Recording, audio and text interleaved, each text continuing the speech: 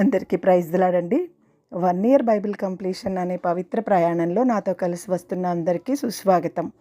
ఈరోజు మన ప్రయాణంలో 87వ రోజైన మార్చి 28వ తేదీ వాక్యాంశాలు 2వ సాముయేలు గ్రంథం 16 నుంచి 18 అధ్యాయాలను ప్రార్థనాపూర్వకంగా మొదలు పెడదాం. మా ప్రియ పరలోకపు తండ్రి, మీ జీవ వాక్యంతో మమ్మల్ని మరొకసారి మీ ప్రాదాల దగ్గరకు తీసుకొచ్చినందుకు హృదయమార వందనాలు. వినగలిగే చెవి, గ్రహించగలిగే హృదయాన్ని మీరు మాకు అనుగ్రహించండి. మీ వాక్య భాగాలు మా హృదయ పలక మీద భద్రపరుచుకొని వాక్యానుసారంగా జీవించే జీవితాలను మాకు అనుగ్రహించమని ప్రభువు పేరట ప్రార్థిస్తున్నాను తండ్రి.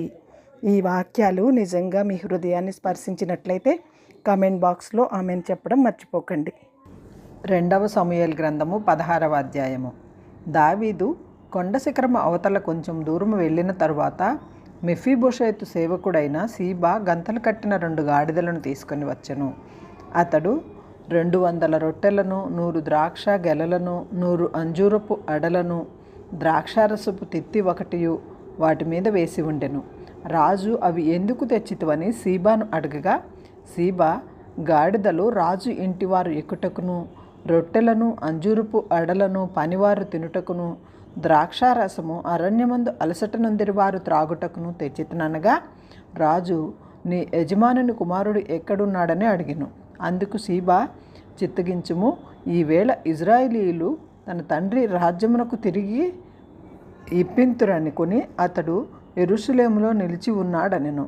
అందుకు రాజు, మెఫీబోషెతునకు కలిగినదంతయు నీదే అని షీబాతో చెప్పగా, షీబా, నా ఏలిన రాజా, నీ దృష్టియందు నేను అనుగ్రహము పొందుదునుగాక, నేను నీకు నమస్కారము చేయుచున్నానెను. రాజైన దావీదు బహూరీము దాపునకు వచ్చినప్పుడు సౌలు కుటుంబీకుడగు గెరా కుమారుడైన షిమీ అనునొకడు అచ్చటి నుండి బయలుదేరి వచ్చెను.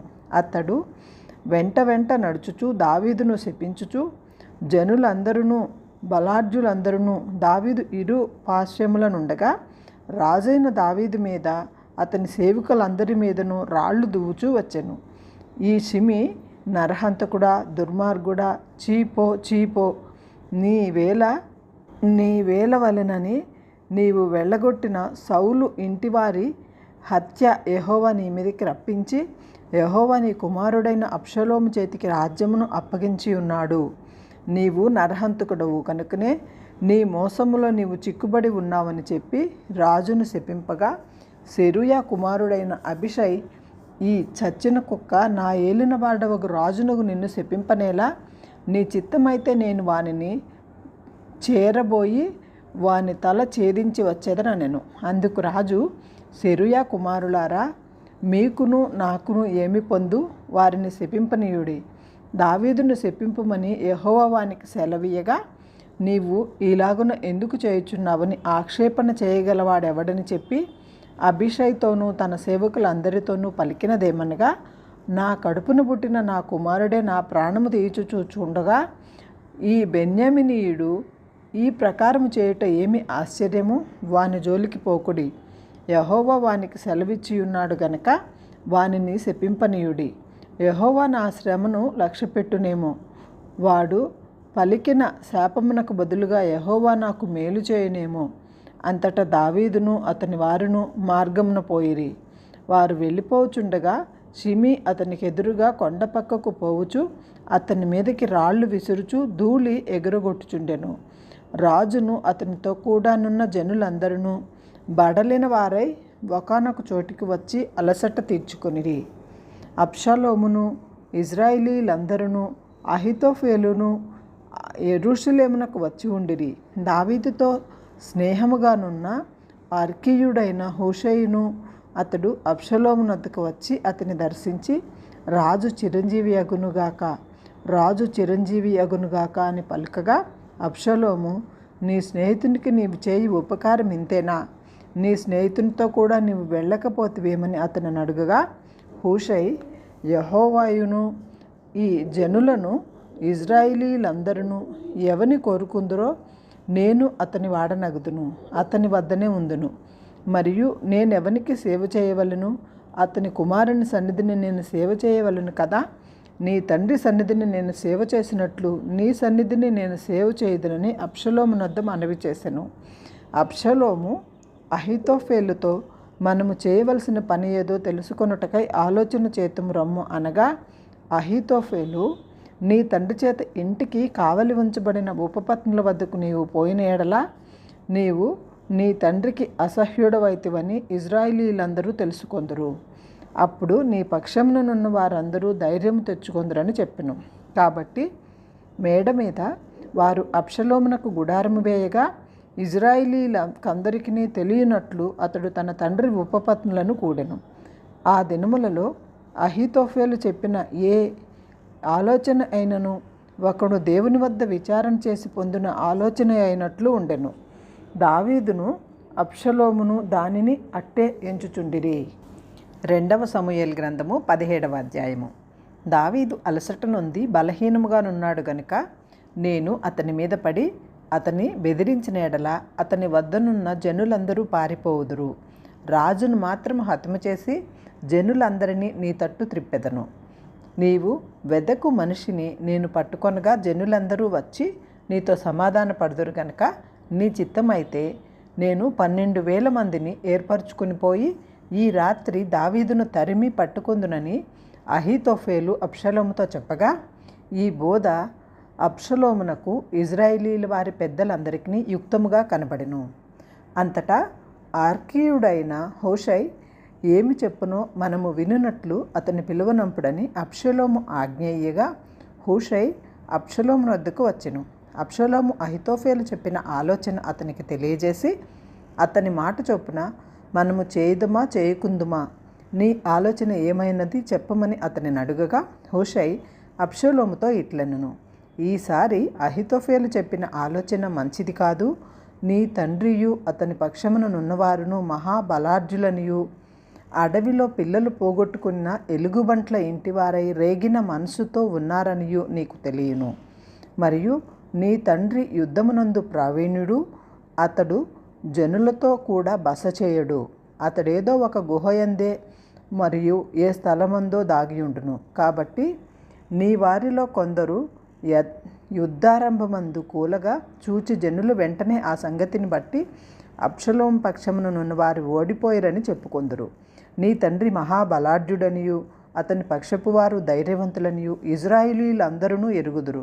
కనుక సింహపు గుండె వంటి గుండెగలవారు సైతము దిగులొందుదురు. కాబట్టి నా ఆలోచన ఏమనగా, దాను నుండి బెయేర్షెబా వరకు లెక్కకు సముద్రపు ఇసుక రేణువులంత విస్తారముగా ఇజ్రాయేలీలందరినీ నలుదిశల నుండి నీ వద్దకు సమకూర్చి నీవు స్వయముగా యుద్ధమునకు పోవలెను. అప్పుడు మనము అతడు కనబడిన స్థలములలో ఏదో ఒక దాని యందు అతని మీద పడుదుము. నేల మీద మండుచుండు రీతిగా మనము అతని మీదకి వచ్చిన ఎడల అతని పక్షపు వారిలో ఒకడును తప్పించుకొనజాలడు. అతడు ఒక పట్టణములో చొచ్చిన ఎడల ఇజ్రాయేలీలందరూ ఆ పట్టణమునకు తాళ్ళు తీసుకుని వచ్చి ఒక చిన్న రాయి అచ్చట కనపడకుండా దానిని నదిలోనికి లాగుదురు. అబ్షలోము ఇజ్రాయేలీలందరూ ఆ మాట విని అర్కీయుడగు హూషై చెప్పిన ఆలోచన అహీతోఫేలు చెప్పిన దానికంటే యుక్తమని చెప్పుకొనిరి. ఏలయనగా యెహోవా అబ్షలోము మీదకి ఉపద్రవమును రప్పించగలందుడికై అహీతోఫేలు చెప్పిన యుక్తిగల ఆలోచనను వ్యర్థము చేయ నిశ్చయించి ఉండెను. కాబట్టి హూషై అబ్షలోమునకు ఇజ్రాయేల్ వారి పెద్దలందరికీ అహీతోఫేలు చెప్పిన ఆలోచనను తాను చెప్పిన ఆలోచనను యాజకులకు సోదోకుతోనూ అబ్యాతారుతోనూ తెలియజెప్పి, మీరు త్వరపడి ఈ రాత్రి అరణ్యమందు ఏరుదాటు స్థలములలో ఉండవద్దనియు రాజును అతని సమక్షమునున్న జనులందరూ నశింపకుండానట్లు శీఘ్రముగా వెళ్ళిపోవుడనియు దావీదునకు వర్తమానం పంపుడని చెప్పెను. తాము పట్టణము తట్టు వచ్చిన సంగతి తెలియబడక ఉండునట్లు యోనాతానును అహిమయస్సును ఎన్రోగెమును దగ్గర నిలిచి ఉండగా పనికత్తి ఒకటి వచ్చి హూషై చెప్పిన సంగతి వారికి తెలియజేయగా వారు వచ్చి రాజైన దావీదుతో దాన్ని తెలియజెప్పిరి. తాను వారిని కనుగొనిన సంగతి పనివాడు ఒకడు అబ్షలోమునకు తెలిపెను. కానీ వారిద్దరూ వేగిరంగా పోయి బహూరీములో ఒకని ఇల్లు చేరి అతని ఇంటి ముంగుట ఒక బావి ఉండగా దానిలో దిగి దాగి ఉండిరి. ఆ ఇంటి ఇల్లాలు ముతక గుడ్డ ఒకటి తీసుకుని వచ్చి బావి మీద పరిచి దానిపైన గోధుమ పిండి ఆరబోసెను కనుక వారు దాగిన సంగతి ఎవరికినీ తెలియకపోయెను. అబ్షలోము సేవకులు ఆ ఇంట ఆమె వద్దకు వచ్చి అహీమయస్సును యోనాతానును ఎక్కడ ఉన్నారని అడుగగా వారు ఏరు దాటిపోయిరని వారితో చెప్పెను. కనుక వారు పోయి వెతికి వారిని కానక యెరూషలేమునకు తిరిగి వచ్చిరి. వారు వెళ్ళిన తరువాత యోనాతానును అహీమయస్సును బావిలో నుండి బయటకు వచ్చి దావీదును వద్దకు పోయి అహీతోఫేలు అతని మీద చేసిన ఆలోచన తెలియజేసిరి.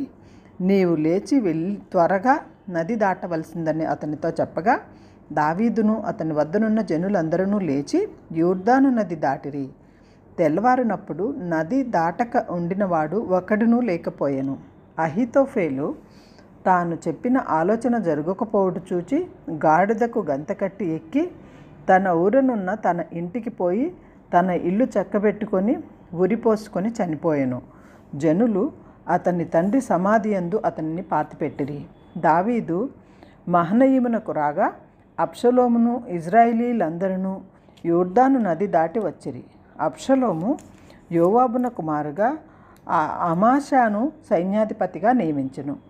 ఈ అమాషా ఇత్రా అను ఇజ్రాయేలీయుడు యోవాబు తల్లి అయిన సెరూయా సహోదరియగు నాహాషు కుమార్తె అయిన అబిగయలు నద్దకు పోయినందున పుట్టినవాడు.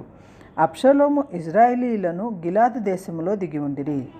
దావీదు మహనయీమునకు వచ్చినప్పుడు అమ్మోనీయుల రబ్బా పట్టణపు వాడైన నాహాషు కుమారుడగు షెబీయును లోదెబారు ఊరివాడగు అమ్మీయేలు కుమారుడైన మాకీరును రోగేలీము ఊరివాడగు గిలాదీయుడైన బెర్జిల్లయును అరణ్యమందు జనులు అలసిన వారై ఆకలిగొని దప్పిగొని ఉందిరని తలంచి పరుపులు, పాత్రలు, కుండలు, గోధుమలు, యవలు, పిండితో చేసిన గోధుమలు, కాయధాన్యములు, చిక్కుడుకాయలు, పేలాలు, తేనె, వెన్న, గొర్రెలు, జున్ను ముద్దలు దావీదును అతని వద్దనున్న జనులను భోజనము చేయుటకై తీసుకొని వచ్చిరి. 2వ సమూయేలు గ్రంథము 18వ అధ్యాయము. దావీదు తన వద్దనున్న జనులను లెక్కించి వారి మీద సహస్రాధిపతులను శతాధిపతులను నిర్ణయించి జనులను 3 భాగములుగా చేసి యోవాబు చేతి కింద ఒక భాగమును, సెరియా కుమారుడగు అభిషై అను యోవాబు సహోదరుని చేతి కింద ఒక భాగమును, గిత్తీయుడైన ఇత్తయి చేతి కింద ఒక భాగమును ఉంచెను. దావీదు నేను మీతో కూడా బయలుదేరుదునని జనులతో చెప్పగా జనులు నీవు రాకూడదు, మేము పారిపోయినను జనులు దానిని లక్ష్యపెట్టరు, మాలో సొగము మంది చనిపోయినను జనులు దానిని లక్ష్యపెట్టరు, మా వంటి 10,000 మందితో నీవు సాటి, కాబట్టి నీవు పట్టణమందు నిలిచి మాకు సహాయము చేయవలనని అతనితో చెప్పిరి. అందుకు రాజు మీ దృష్టికి ఏది మంచిదో దాన్ని చేసేదనని చెప్పి గుమ్మపు పక్కన నిలిచి ఉండగా జనులందరూ గుంపులై 100 కొలదిగాను 1000 కొలదిగాను బయలుదేరిరి. అప్పుడు రాజు యోవాబును అభిషైని ఇత్తయిని పిలిచి నా నిమిత్తము యవ్వనుడైన అబ్షలోమునుకు దయచూపుడని ఆజ్ఞాపించెను. జనులందరూ నిలుచుచుండగా రాజు అబ్షలోమును గూర్చి అధిపతులకందరికీ ఆజ్ఞ ఇచ్చెను. జనులు ఇజ్రాయేలు వారిని ఎదిరించుటకై పొలములోనికి బయలుదేరిన మీదట యుద్ధము ఎఫ్రాయిము వనములో జరుగుగా ఇజ్రాయేలు వారు దావీదు సేవకుల ఎదుట నిలువలేక ఓడిపోయిరి. ఆ దినమున 20,000 మంది అక్కడ హతులైరి. యుద్ధము ఆ ప్రదేశమంతటను వ్యాపించెను. మరియు నాటి దినమున కత్తివాత కూలిన వారి కంటే ఎక్కువ మంది అడవిలో చిక్కుబడి నాశనమైరి. అబ్షలోము కంచరగాడిద మీద ఎక్కి పోవుచు దావీదు సేవకులకు ఎదురాయెను. ఆ కంచరగాడిద యొక్క గొప్ప మస్తిక వృక్షము యొక్క చిక్కు కొమ్మల కిందకి పోయినప్పుడు అతని తల చెట్టుకు తగులుకొనినందున అతడు ఎత్తబడి ఆకాశమునకును భూమికిని మధ్యను వేలాడుచుండగా అతని కిందనున్న కంచరగాడిద సాగిపోయెను. ఒకడు దానిని చూచి వచ్చి అబ్షలోము మస్తిక వృక్షమును వేలాడుచుండట నేను చూచితునని యోవాబుతో చెప్పినప్పుడు యోవాబు నీవు చూచి ఉంటివే, నేల కూలునట్లు అతని నేల కొట్టకపోతివి, నీవు అతనిని చంపిన ఎడల 10 తులముల వెండియు 1 నడికట్టును నీకు ఇచ్చి ఉందునని తనకు సమాచారము చెప్పిన వానితో అనెను. అందుకు వాడు యవ్వనుడైన అబ్షలోమును ఎవడునూ ముట్టకుండా జాగ్రత్త పడుడని రాజు నీకును అభిషేకిని ఇత్తయికిని ఆజ్ఞనిచ్చుచుండగా నేను వింటిని. 1000 తులముల వెండి నా చేతిలో పెట్టినను నేను రాజకుమారుని చంపను. మోసము చేసి నేను అతని ప్రాణమునకు ముప్పు తెచ్చిన ఎడల అది రాజునకు తెలియకపోదు. రాజు సన్నిధిని నీవే నాకు విరోధి వగదువు గదా అని యోవాబుతో అనగా, యోవాబు, నీవు చేయి వరకు నేను కాచుకుని ఉందునా అని చెప్పి 3 బాణములను చేతపట్టుకుని పోయి మస్తిక వృక్షమును వేలాడుచు ఇంకను ప్రాణముతోనున్న అబ్షలోము యొక్క గుండెకు గురిపెట్టి తన ఆయుధములను మోయువారు 10 మంది చుట్టుకొని ఉండగా అబ్షలోమును కొట్టి చంపెను. అప్పుడు జనులను ఇక హతము చేయక విడువవలనని యోవాబు బాకా ఊదింపగా ఇజ్రాయేలీయులను తరుముకుని పోయిన జనులు తిరిగి వచ్చిరి. జనులు అబ్షలోము యొక్క కళేబరమును ఎత్తి అడవిలో ఉన్న పెద్ద గోతిలో పడవేసి పెద్ద రాళ్ల కుప్ప దాని మీద పేర్చిన తరువాత ఇజ్రాయేలీలందరూ తమ తమ ఇండ్లకు పోయిరి. తన పేరు నిలుపుటకు తనకు కుమారులు లేరనుకొని అబ్షలోము తాను బ్రతికి ఉండగా ఒక స్తంభమును తెచ్చి దానిని రాజు లోయలో తన పేరిట నిలువబెట్టి అతడు ఆ స్తంభమునకు తన పేరు పెట్టి ఉండెను. నేటి వరకు అబ్షలోము స్తంభమని దానికి పేరు. సోదోకు కుమారుడైన అహిమయస్సు నేను పరిగెత్తుకుని పోయి యెహోవా తన శత్రువులను ఓడించి తనకు న్యాయము తీర్చిన వర్తమానము రాజుతో చెప్పెదననగా, యోవాబు, ఈ దినమున ఆ వర్తమానమును చెప్పతగదు, మరి ఒక దినమును చెప్పవచ్చును. రాజు కుమారుడు మరణమాయను గనుక ఈ దినమున వర్తమానము తీసుకుని పోదగదని అతనితో చెప్పెను. తరువాత కూషీని పిలిచి, నీవు పోయి నీవు చూచిన దానిని రాజునకు తెలియజేయమనగా కూషి యోవాబునకు నమస్కారం చేసి పరిగెత్తుకొని పోయెను. అయితే సోదోకు కుమారుడైన అహిమయస్సు కూషితో కూడా నేనును పరిగెత్తుకుని పోవుటకు సెలవిమ్మని యోవాబుతో మనవి చేయగా, యోవాబు, నాయన, నీవెందుకు పోవలను? చెప్పుటకు నీకు బహుమానము తెచ్చు విశేషమైన సమాచారం ఏదియూ లేదు కదా అని అతనితో అనగా, అతడు, ఏమైనను సరే నేను పరిగెత్తుకుని పోవుదనెను. అందుకు యోవాబు పొమ్మని సెలవిగా అహిమయస్సు మైదానము మార్గమున పరిగెత్తుకొని కూషి కంటే ముందుగా చేరెను. దావీదు 2 గుమ్మముల మధ్యను నడవలో కూర్చొని ఉండెను. కావలివాడు గుమ్మముల పైన గోడ మీదకి ఎక్కి పారి చూడగా ఒంటరిగా పరిగెత్తుకుని వచ్చుచున్న ఒకడు కనబడెను. వాడు అరచి రాజునకు ఈ సంగతి తెలియజేయగా రాజు వాడు ఒంటరిగా ఉండిన ఎడల ఏదో వర్తమానము తెచ్చుచున్నాడనెను. అందులో వాడు పరుగు మీద వచ్చుచుండగా కావలివాడు పరిగెత్తుకొని వచ్చి మరి ఒకడిని కనుగొని, ఇదిగో మరి ఒకడు ఒంటరిగానే పరిగెత్తుకుని వచ్చుచున్నాడని ద్వారము తట్టు తిరిగి చెప్పగా రాజు, వాడును వర్తమానము తెచ్చుచున్నాడనెను. కావలివాడు మొదటివారి పరిగెత్తుట చూడగా వాడు సోదోకు కుమారుడైన అహిమయస్సు అని నాకు తోచుచున్నది అనినప్పుడు రాజు, వాడు మంచివాడు, శుభవర్తమానము తెచ్చుచున్నాడని చెప్పెను. అంతలో అహిమయస్సు జయమని బిగ్గరగా రాజుతో చెప్పి రాజు ముందర సాష్టాంగ నమస్కారము చేసి, నా ఏలినవాడవగు రాజువగు నిన్ను చంపజూచిన వారిని అప్పగించిన నీ దేవుడైన యెహోవాకు స్తోత్రము అని చెప్పెను. రాజు బాలుడగు అబ్షలోము క్షేమముగా ఉన్నాడా అని అడుగగా అహిమయస్సు, యోవాబు రాజసేవకుడవైన నీ దాసుడనగు నన్ను పంపి ఉన్నప్పుడు గొప్ప అల్లరి జరుగుట నేను చూచితిని గాని అది ఏమైనది నాకు తెలిసినది కాదని చెప్పెను. అప్పుడు రాజు, నీవు పక్కకి తొలగి నిలిచి ఉండమని వానికి ఆజ్ఞ ఇయ్యగా వాడు తొలగి నిలిచెను. అంతలో కూషి వచ్చి, నా ఏలినవాడవగు రాజా, నేను నీకు శుభ సమాచారము తెచ్చి తిని, ఈ దినమున యెహోవా నీ మీదకి వచ్చిన వారిని అందరినీ ఓడించి నీకు న్యాయము తీర్చెనని చెప్పినప్పుడు రాజు, బాలుడగు అబ్షలోము క్షేమముగా ఉన్నాడా అని అడిగెను. అందుకు కూషి చెప్పినదేమనగా, నా ఏలినవాడవును రాజువునగు నీ శత్రువులను నీకు హాని చేయవలనని నీ మీదకి వచ్చిన వారందరూ నీ బాలుడున్నట్లుగానే ఉందురుగాక. అప్పుడు రాజు బహు కలతబడి గుమ్మమునకు పైగానున్న గదికి ఎక్కిపోయి ఏడ్చుచు సంచరించుచు, నా కుమారుడా అబ్షలోమా, నా కుమారుడా అబ్షలోమా అని కేకలు వేయుచు, అయ్యో నా కుమారుడా, నీకు బదులుగా నేను చనిపోయిన ఎడల ఎంత బాగుండును, నా కుమారుడా అబ్షలోమా, నా కుమారుడా అని ఏడ్చుచూ వచ్చెను.